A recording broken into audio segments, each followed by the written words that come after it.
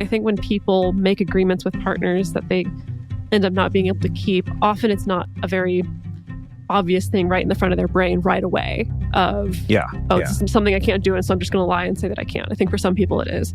But for many people, I think they do feel positive, like, oh yeah, I can agree to that. I can agree to, I'm not going to have sex with my other partner for the next month or so. I can totally agree with that. That makes sense. And then it's like, whoa. Right, yes. And then they're actually in the situation like, oh gosh, well, actually, I probably shouldn't have agreed to that. That's really hard for me to maintain. Maybe it'll be easier for me to just like break that agreement, but not be honest about it. Welcome to the Multiamory podcast. I'm Jase. I'm Emily. And I'm Dedeker. We believe in looking to the future of relationships, not maintaining the status quo of the past. So whether you're monogamous, polyamorous, swinging, casually dating, or if you just do relationships differently, we see you and we're here for you.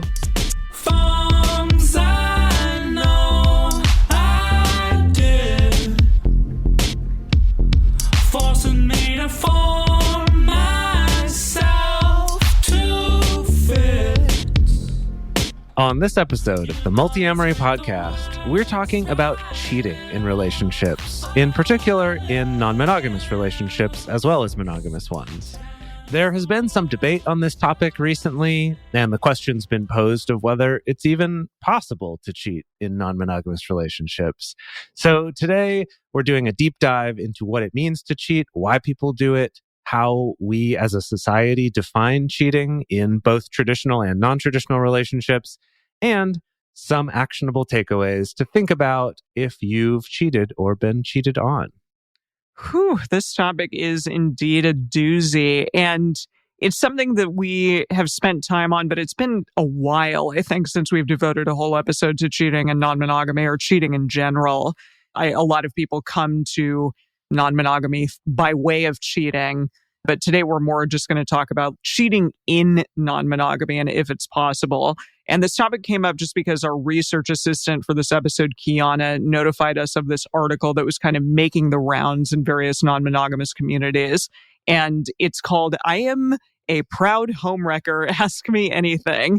It's this really fascinating read on Medium where the author essentially says that cheating is a really important political action and that they think helping my friends cheat in their relationships is an important way to support their autonomy. So we all kind of took a look at this article, have some thoughts about it. Can we maybe give like a brief idea bubble of what it is that you thought of this article? Go for it, Dedeker.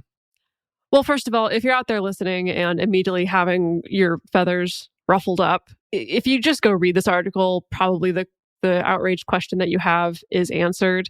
I wouldn't say that it's necessarily answered satisfactorily. I think that rather than being a very well thought out kind of treatise on what motivates this person and their values behind encouraging their friends to cheat, it's a little bit more kind of automatically defensive, right? Which is understandable. I think this is the kind of thing that would stir up a lot of ire. At the same time, of course, the place that I go to is who decided this person was the savior of their friends or the savior of making sure that their friends can access autonomy, and I think that with a lot of causes, people can have really intense conviction to the point where it seems disruptive. I can think of a lot of examples, like, there's certain kind of, I think, extreme animal rights activists where it's like, I'm going to release animals from the zoo, and some people can be very convicted to feel like that is the right thing. And you do something destructive in order to actually get something fixed. Sure. That also falls in, I think, a similar line of thinking of, I need to burn down this abortion clinic because that's the only way that this is going to get fixed. And this is the only way that's going to send the message. Maybe it's reductive for me to think about that in the same way. And I'm sure a lot of people out there would be upset that I'm making that kind of equivalency. And I wouldn't call them necessarily an equivalent, but it does seem to share this same seed of, I'm so convicted by my beliefs around this and have this sense of like, I'm the one who needs to do something about it to the extent that I'm okay causing some destruction, essentially. And that can open up a whole other can of worms of how effective is it to burn the system down versus not. Sure. How about you, Jase? Yeah, same kind of thing. It's just that I see this come up sometimes with talking about your sexual identity or your gender identity or the way you do relationships as being a political action, I think makes a lot of sense and can be a very validating thing to realize and to kind of understand, like, yeah, just by being me and being my true self, that is a political action and it's something I can be proud of, and also kind of can help people to understand why there might be resistance to it and to kind of find strength in that. At the same time, kind of like Dedeker, I think, was getting at, thinking of it that way is also a really good way to jump quickly to the ends justifying the means, or that the ends justify any means, not just the best means or good means, but just literally anything I do in the name of this is okay. And, to give more examples of what Dedeker's talking about, we have to remember that whatever your sort of political ideology is, can lead to some stuff that's destructive and also doesn't help your cause. And I think this person falls into that category here. Like, I don't think they're actually helping their cause. And I actually would argue they're not even helping their friends actually achieve autonomy in this way. Yeah. And it had some strange things to talk about when it came to discussing ethical non-monogamy, which I think we'll get more into in the bonus episode. But I think it was a good jumping off point into this episode to ask the question, like, if you are in a relationship where two people are open about, hopefully open about seeing other people, sleeping with other people, having sexual relationships with other people, can cheating even exist? And we asked our patrons these questions. We did a lot of research on it, so we're going to get into all of that. But there are a lot of differing opinions out there regarding that specifically, if non-monogamy means yes cheating or no cheating. So we're going to talk about that and continue on. But I do encourage people to look up this Medium article because it's fascinating. It's an interesting read and is a good kind of jumping off point for your own mind to think about these questions. So firstly, let's talk about how common is cheating just in general. There's a lot of different statistics out there that discuss how common cheating is. If we take a broad view and try to assimilate and look at the findings of all these different studies and surveys, generally we can make the assumption that cheating is pretty darn common, more common than uncommon. So we specifically looked at an article in Psychology Today from 2010 called "How Often Do People Really Cheat on Each Other?" written by Bella DePaulo, PhD. The article profiles a national survey about the extent to which American attitudes on infidelity and cheating have changed, basically between 1973 and 2008, quite a large gap. I imagine there's probably even more changes because now at this point, 2010 is starting to look further and further away. There's been a lot that's happened in the past 11 years or so. So I'm sure that this is probably maybe even a little bit out of date. But at least as of 2010, the percent of Americans who say that cheating is always wrong has increased from around 65% in 1973 to now about 81%, at least as of 2008. That's really interesting. Yeah. Between 1991 and 2008, somewhere between about 20 to 25% of men admit to having cheated on their wives. This is also another number, specifically with men, where I've seen it really, really range from as little as 15% to as high as like 50%. Yeah. Right. And then in that same range from 91 to 2008, rates of admitted infidelity for women were between 10 and 15% compared to that 10 to 25. And again, this is another one of those things where I've seen other numbers that have a much bigger range on this. Among people 65 and older, women were only half as likely as men to say that they cheated. And among people 18 to 24, so younger people, women were 81% as likely as men to admit to infidelity. So basically just the younger women are more likely to admit it than older women seems to be the takeaway of that. And of people who admitted to cheating, 64% say that infidelity is always wrong, even if they have done it. And of those who claim to have always been faithful, 86% of them say cheating's always wrong. So I guess I guess believing cheating's always wrong makes you maybe a little less likely to cheat, but apparently not. Well, that's kind of making an inference that's not necessarily there. That's true. Sure, yeah. Fascinating. And it's just also interesting that in 1973, 65% of people said that it was always wrong. And then in 2008, 81% of people said. And I wonder, like, how the cultural narratives have shifted that sentiment to people being more like, oh, it's always wrong now, later on in the world's history than it was back in the day when probably a lot of people were cheating and it was just kind of brushed off, perhaps. I think that's a great question because Mhm. I think it goes to not only that question, but also I think we often kind of think of older generations as kind of being more traditional and more moralistic than younger generations. Yeah. And that's not always true. And I actually think this is sort of an example of that I actually feel like I've seen some other studies that show that kind of that Similar sentiment. moralism, black and white thinking actually kind of increased during, from kind of middle of the century to later in the 20th century.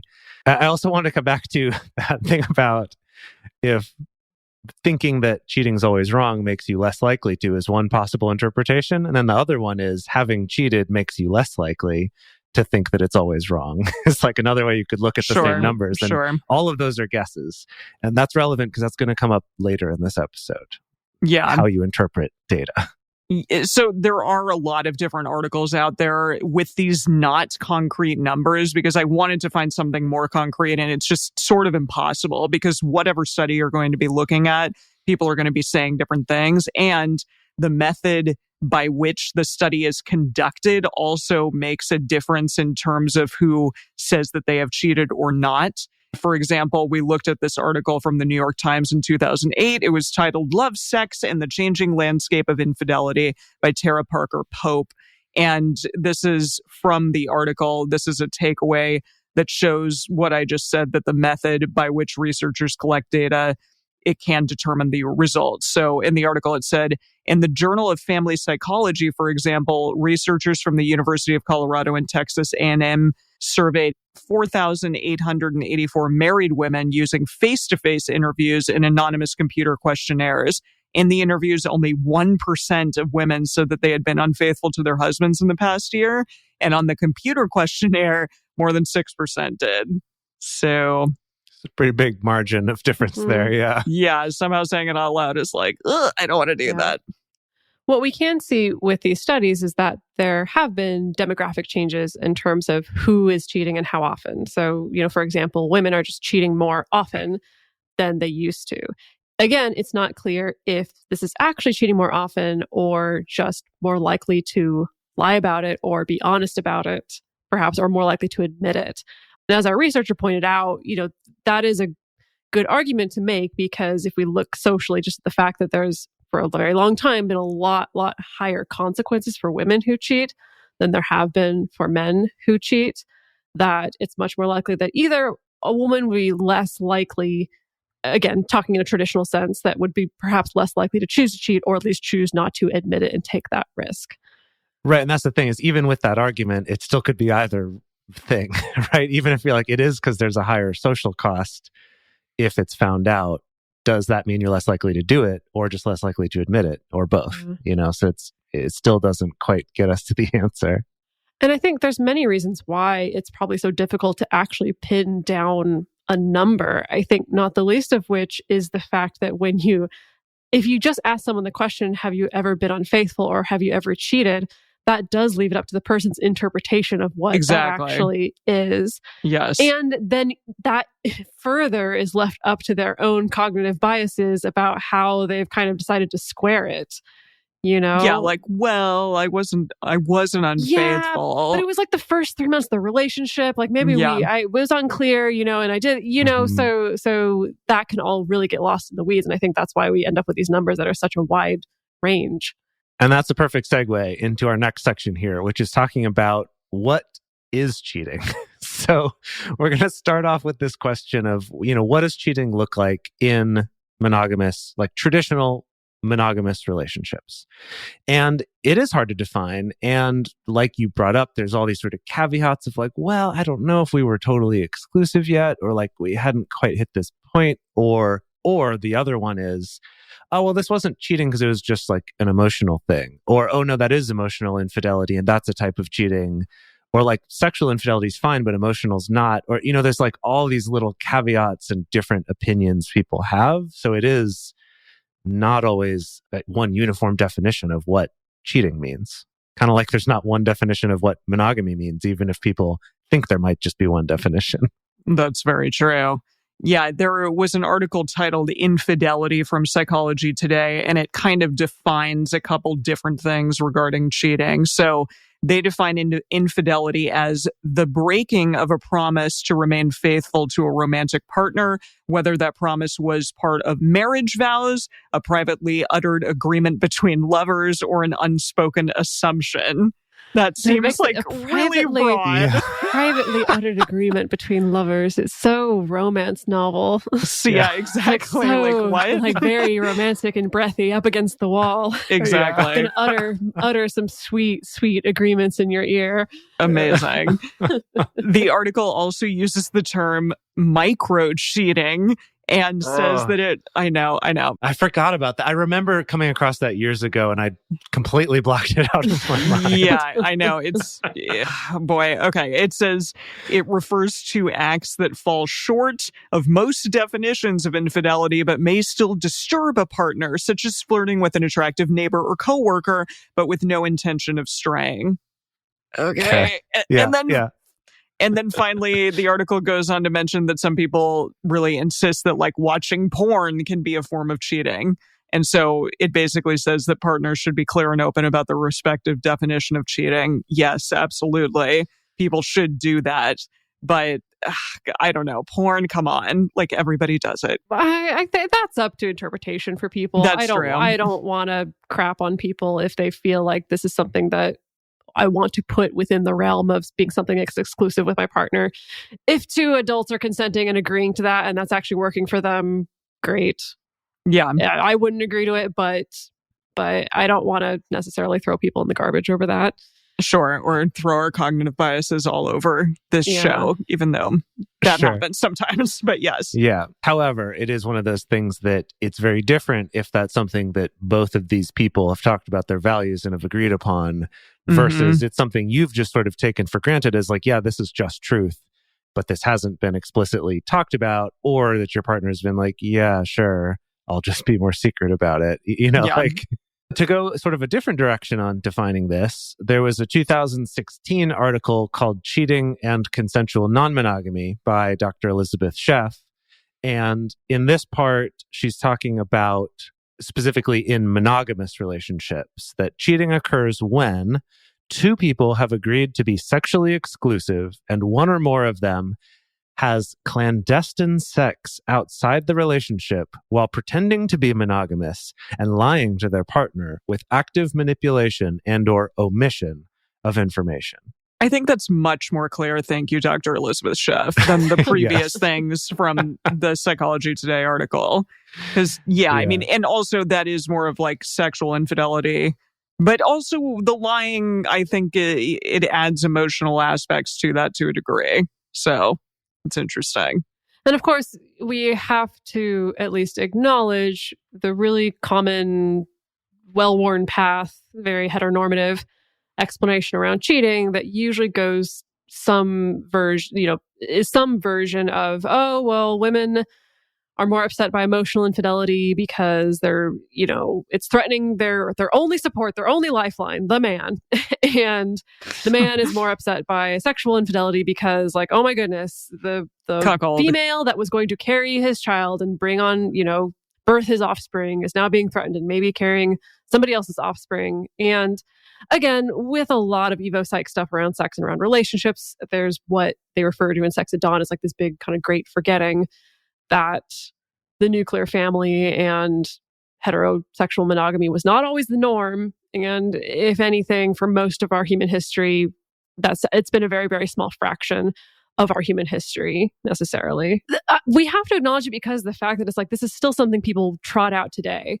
Yeah. Right? Mm-hmm. As a very, very logical thing. Like, oh yeah, it makes sense. Men don't like cuckolding because of this and women don't like being cheated on because of that. And as though there's never ever been a case where a man has been upset by emotional infidelity or a woman's been upset by sexual infidelity. Like, it's just... Well, not only that, but there have actually been studies showing the opposite of that, right? That there have been studies showing that in actual reactions to those situations, not just imagined ones that were in those original studies that made everyone go, oh, look, science says men are more upset by physical infidelity and women are more upset by emotional.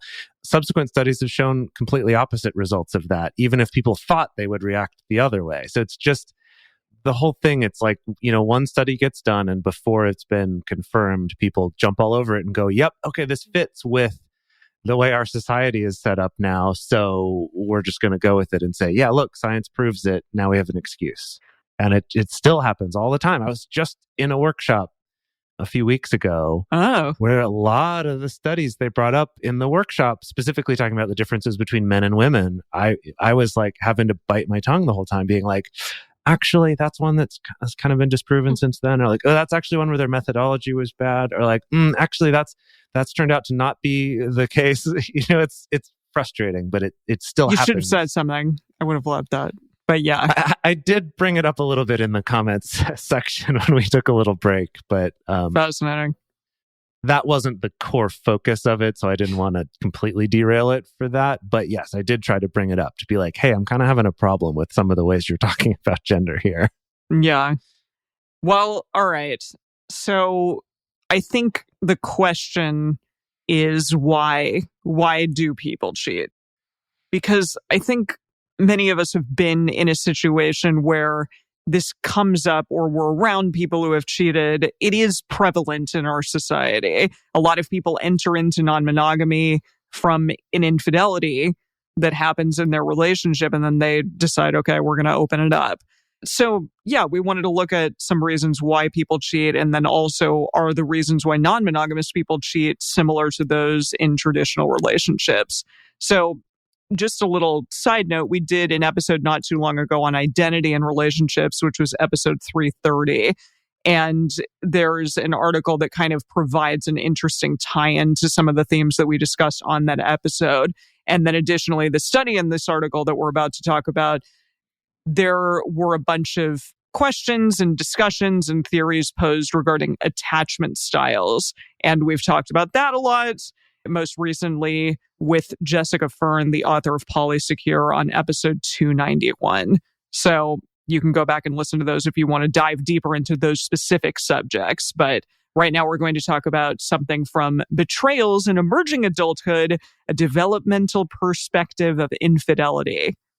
Yeah, this was published in 2018 in the Journal of Sex Research. And this is a team of psychologists at the University of Tennessee did a mixed methods study examining both written narrative as well as survey responses of 104, quote, emerging adults, which is something about that euphemism. Like new and emerging businesses, new and emerging startups. We talked about that in Identity a little bit, I believe, that, they're essentially like in a range where they are labeled as emerging adults, where they're like a little bit out of teenhood, but not quite into super adulthood.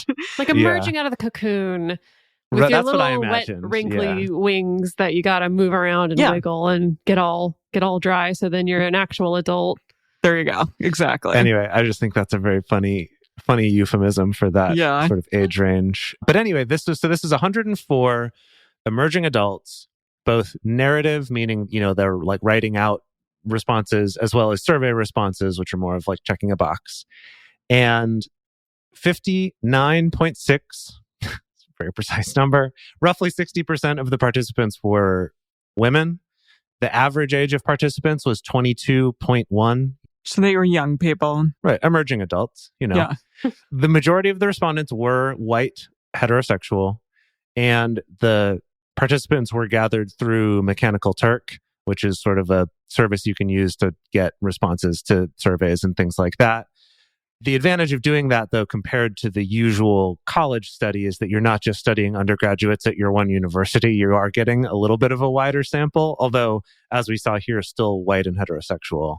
And that in this case, they defined infidelity as both sexual and emotional infidelity. So the researchers were curious to understand if there's a relationship between engaging in infidelity and the development of adulthood. So as in, how is cheating related to formation of one's identity, or what kind of developmental needs are met by engaging in infidelity? Now, it is just wild to me that you thought of that question in the first place. It's a good question. It's a good question. It's a good premise for a study. Yeah, I would be curious to actually read the study text and read their little preamble to get a sense of what even got you there, because that's a really interesting question. Yeah. And they also examined the influence of attachment styles and infidelity, again, with emerging adults, as well as any gender differences. And so basically, they found that the primary reason for infidelity was unfulfilled interdependent needs. So as in needs for intimacy, for quality time, for shared activities, for something to alleviate my boredom, as well as a need for sexual reciprocity. So 21 participants referenced unmet independence needs, and then 14 participants also referenced unmet autonomy needs. So it's a mix of both. I'm not getting what I want relationally, as well as I'm not getting what I want as far as my own independence. Yeah. Other people cited things like the influence of alcohol, or just a desire for excitement or for novelty or attention. Of those 104 participants, there were 6 who did say that they desired an open or a polyamorous relationship, and that was their motivation for cheating. They did find that there wasn't really a significant difference between genders.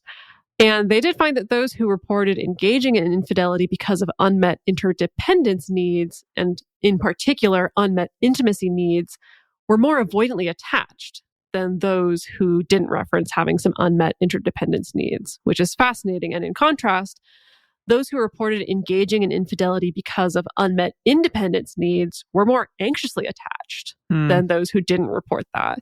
And that's so interesting, because the way that my brain works, I would think, oh, anxious attached, you always want more of that connection. Yeah. You want more of that intimacy. That's what you're pursuing. And if you're avoidant attached, you're always wanting more of that independence and more of that autonomy. And it's actually swippy swapped, at least in this study, which is super interesting.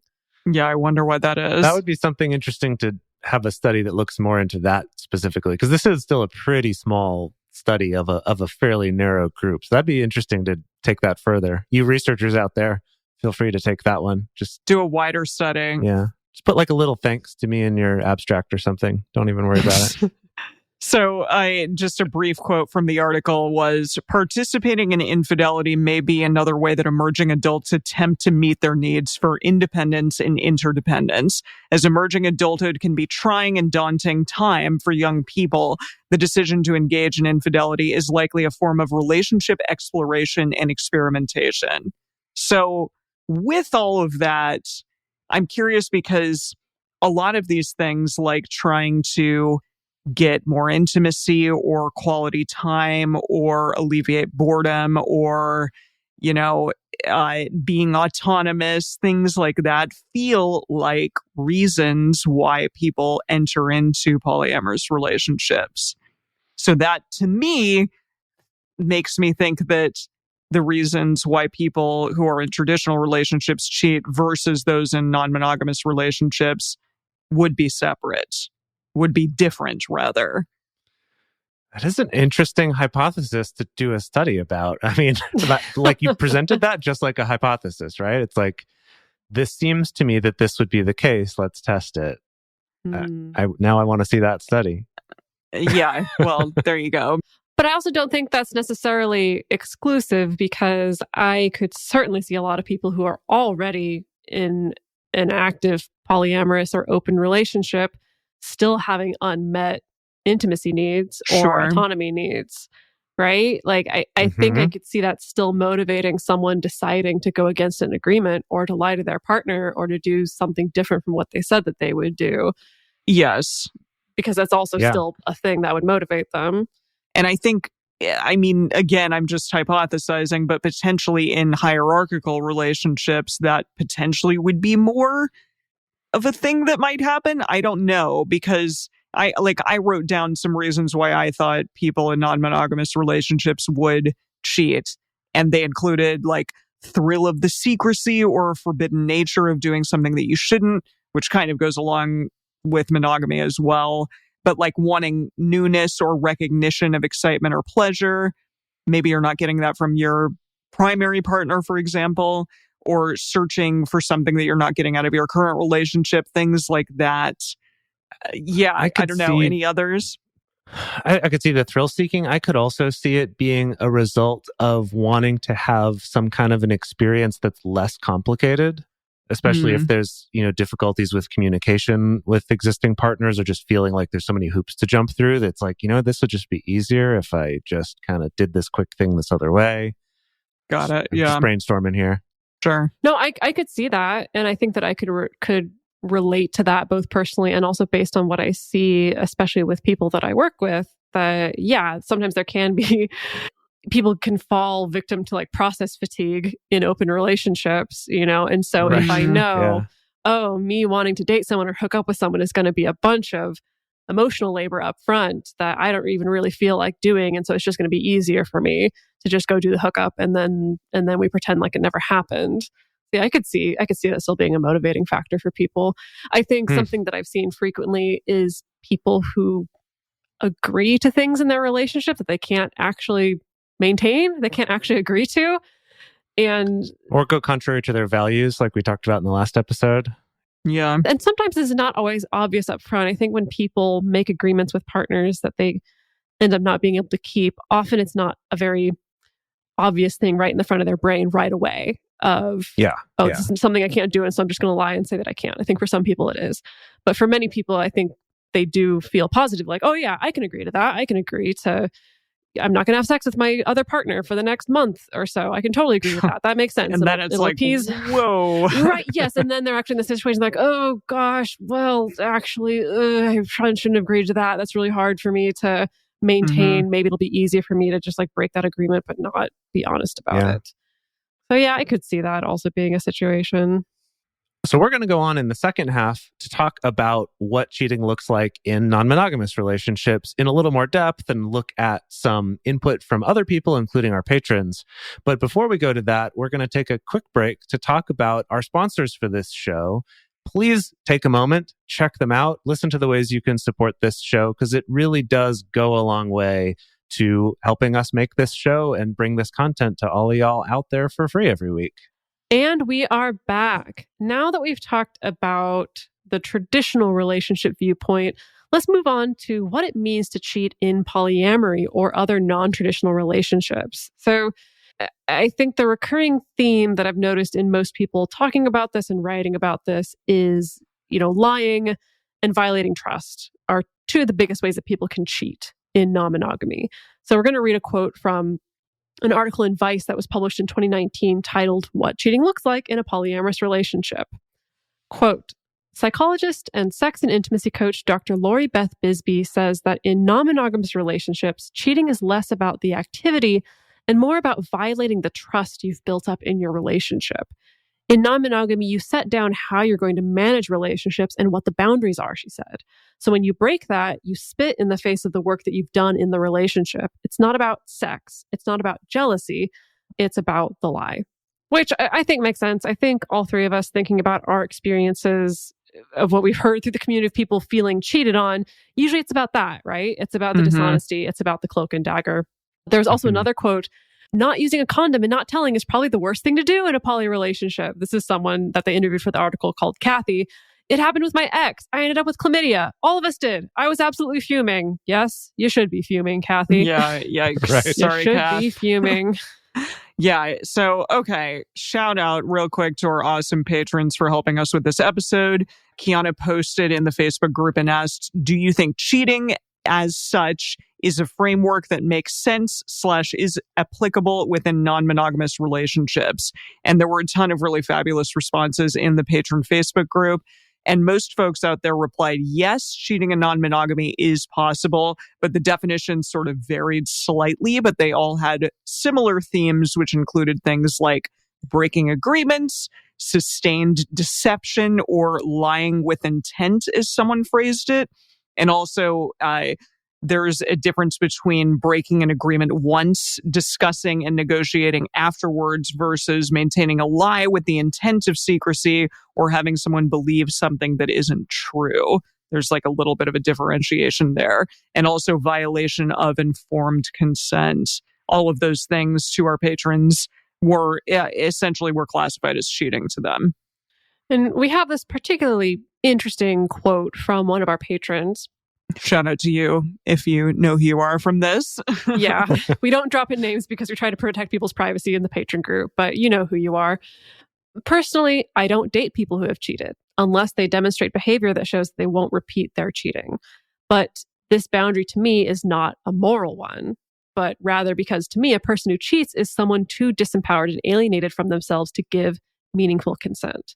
I don't think the term cheating is inherently useful or useless, but I think framing it as a moral issue rather than one of consent and self-empowerment isn't constructive.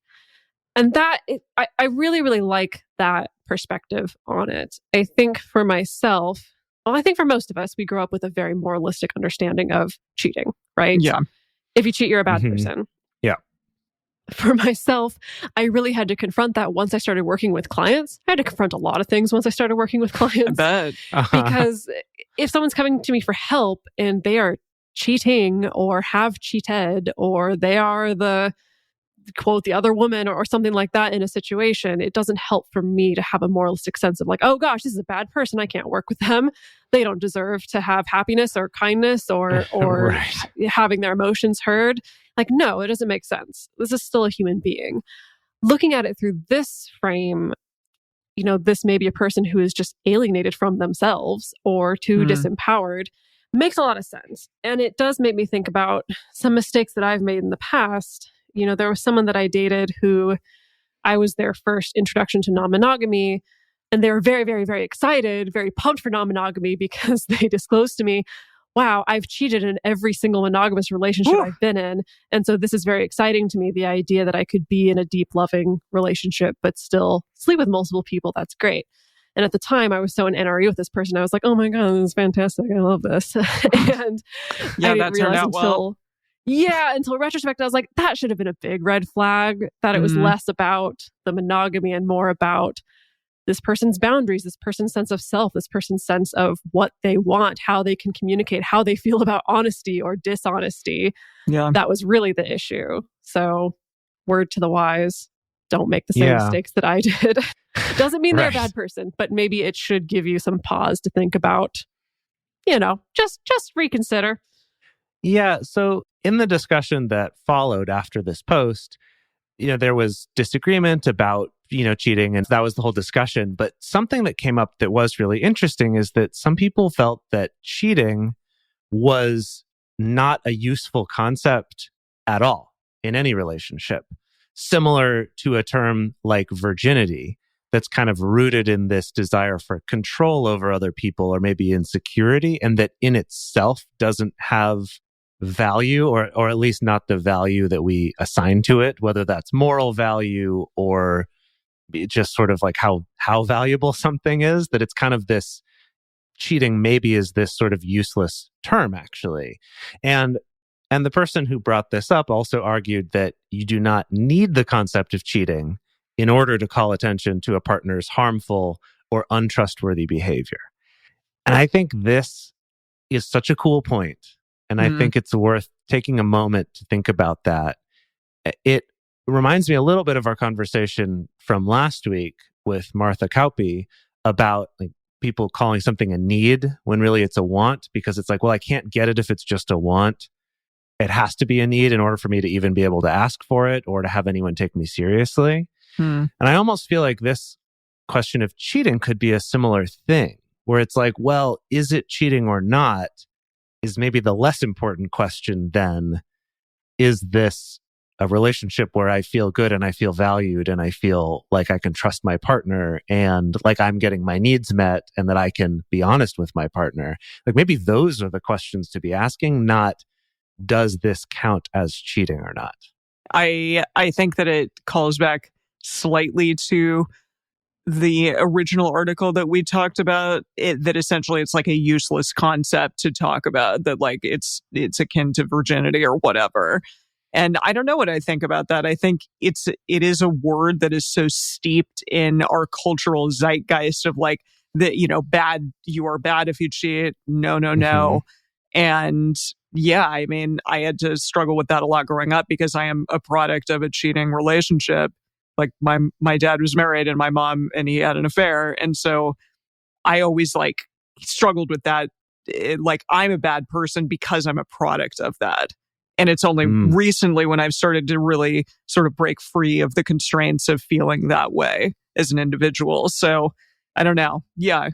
It's interesting overall just to think about that concept and how it can be just the concept itself, like any concept can be destructive potentially if not thought about from, I think, a more nuanced perspective. I think, yeah, like an interesting exercise. Because, we talk a lot about how language can limit the ways that we think and feel about things. Like the classic example people love to bring up is how we only have the one word love, and that some other languages have several, and everyone loves to go to the whole Greek thing of like, oh, they have these like 7 different words for different types of love, and we just have the one word, of this sort of limitation of language in that way. But I also think it's an interesting exercise to look at it the other way of how might you feel differently about this thing, or how might you express it differently if you didn't have a word for it that you do have. Yeah. Something like cheating.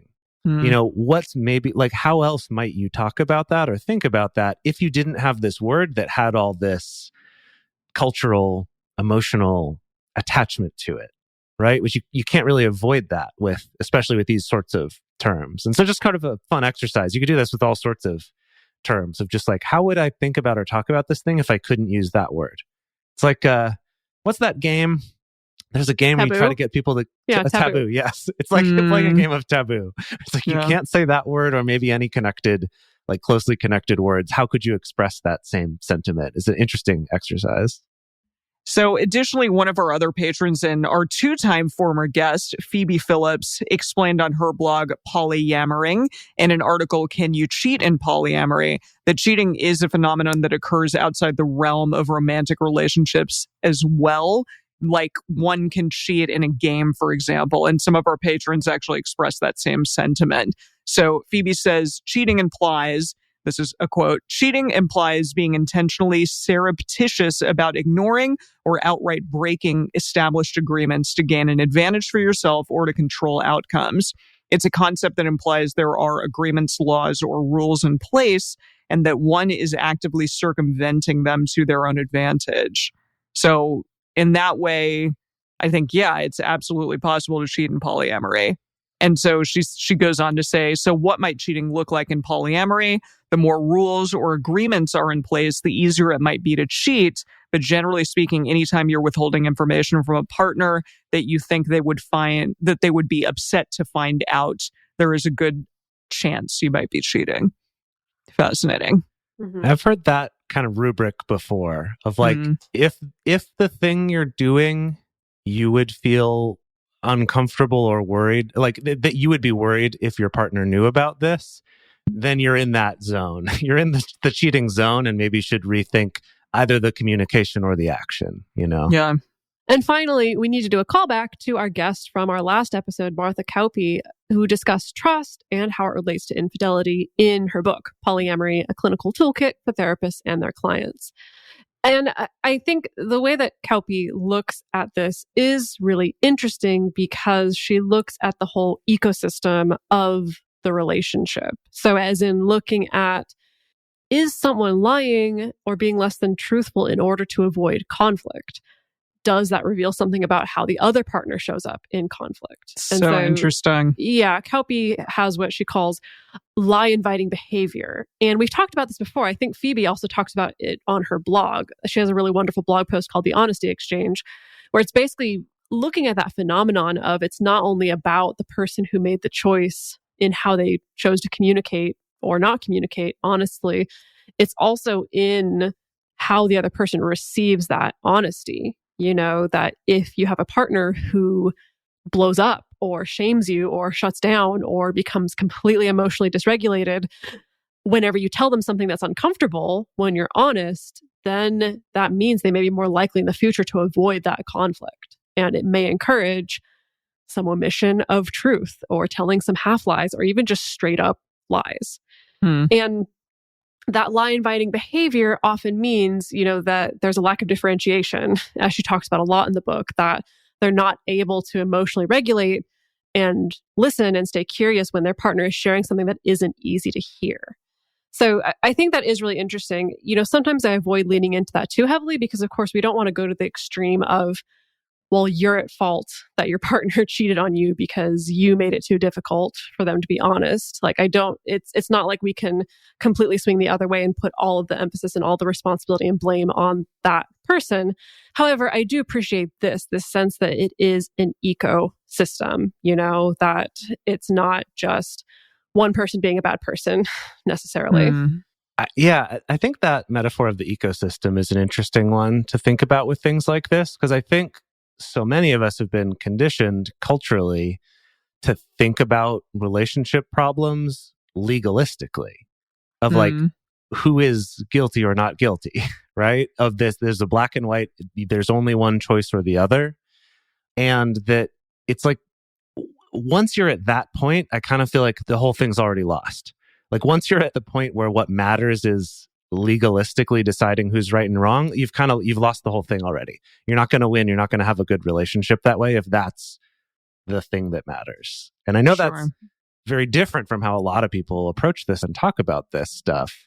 But this idea of an ecosystem is an interesting way to look at it, right? That it's like, are the lions or the antelopes the villains or the heroes? You know what I mean? It's like we don't think about actual ecosystems in the world that way. It's sort of this all goes together and it changes in one place affect everything else. I just think that's an interesting metaphor to look at. Yeah. All right. So for our last section of this episode, we want to talk about some actionable takeaways, right? What can we actually do with this information now that we've talked about all this stuff? And there's maybe two categories of actionable takeaways. One is what to do if you're wondering if an action that you're taking or thinking about taking is cheating. And then two, what to do if you've been cheated on. So again, to go back to Phoebe Phillips, it lists some questions you can ask yourself if you're trying to determine, am I cheating or would this be cheating? Question number one, am I within the bounds of our established agreements with this action? Question two, if I'm not sure, or if I'm using a loophole to rationalize my actions, I know a lot of you did that in step one. I've certainly done it. Am I willing to discuss it with my partner in advance to ensure that they're aware of my intentions? And then question three, am I allowing my partner to make a fully informed decision about whether or not to continue dating me? That's an interesting one there too, right? Yeah. So if you answer a solid yes to all these, then you're probably not cheating. But if there's no or I don't know about that to any of them, then you might be. And again, even if you're saying like, whatever, the term cheating isn't even that useful, it's still like, well, you might be in doing something that you shouldn't be doing zone. There's something else that needs to, exactly. Something else needs to be worked out here. So, okay. If you are cheated on, if you're a person who has been cheated on, whether you're monogamous or not, there might be some shame involved with that. I think that's something that's like a cultural narrative that a lot of people have. They feel a lot of intense shame, like, how could this happen to me? What did I do? Internalizing it in some way. With that in mind, there's some thoughts from Esther Perel for those who find themselves in this position. So Esther Perel wrote The State of Affairs, Rethinking Infidelity. And Perel argues in that for a more compassionate approach to this sort of what she calls an inevitable phenomenon of infidelity. And rather than framing the adulterer as the bad perpetrator and the faithful partner as the victim, which again is pathologizing or moralizing infidelity in some way, it's more helpful to acknowledge the generative possibilities of infidelity. So Perel's also wrote Mating in Captivity, a different book, and has written extensively on cheating and infidelity, also talks about it on her show. Where should we begin? It's a really interesting listen. Definitely listen to it. It's fascinating.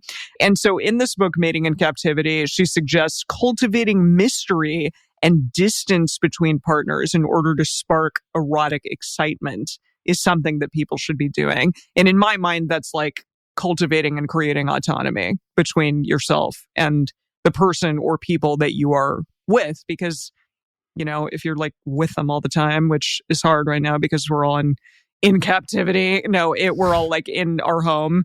Potentially, it's more challenging to do that, but it is still very important. So Esther Perel says, there is nothing like the eroticized gaze of the third to challenge our domesticated perceptions of each other. Whoa. Yeah, Whoa, it's like Esther. you gotta sit there and think about that one for all. Yeah. No, I mean, Yeah. it's fascinating. And like a lot of the stuff that we talk about on the show, Perel also discusses how unlikely it is that our partner is going to provide everything that we could ever want. And yet, when a partner is not providing absolutely everything that we could ever want, a lot of us are very quick to immediately look for it in others and are sometimes pressured to leave a relationship if a partner is not sexually fidelitous. And bear in mind that Perel's mostly writing this book for monogamous people and talking about traditional monogamous relationships. And yet she also straddled the line for sure of being fairly pro non-monogamy, but also I think trying to bring in a lot of that very natural, again, like that eroticized charge that comes from your partner being someone who is much more autonomous and independent from you, and hoping to encourage people to do that even in their monogamous relationships. And so what we're leading up to is Perel has some advice for weathering infidelity, which is 1, accept that it will probably happen. 2, strip it of its moral power, which means, you know, don't think that your partner is this bad, terrible, morally irredeemable person for doing it, and get curious around why they did so in the first place. I think that's the most important takeaway for the non-monogamous folk. That right there is, this can be an opportunity for curiosity. It doesn't need to be like super happy curiosity or super excited curiosity, but again, curiosity around, like, let's say if your partner violated some kind of agreement or did the opposite of what they said that they were going to do, it's getting to the bottom of why. Yeah. Is there something going on in the ecosystem of our relationship that made it hard to uphold that agreement? Or was your partner unable to actually agree to that, but felt pressured to, or things like that?